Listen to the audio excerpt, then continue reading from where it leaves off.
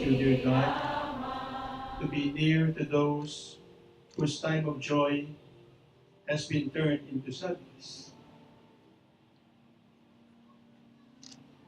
Assure them that with you nothing is wasted and incomplete, and uphold them with your tender love, supported by your strength.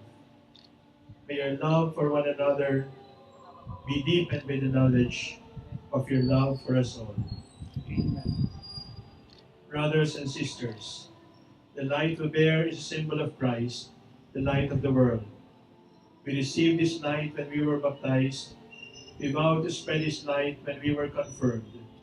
We fulfill this vow when we faithfully respond to our sacred calling as Christians to be in communion, even of flickering lights amidst the darkness of persecution in the world.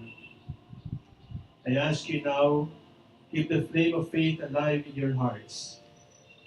Let us be fire that kindles other fires, a communion of many sparks, coming from the light of the world.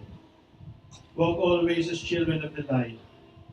Jesus said, "Blessed are the merciful, for they shall receive mercy."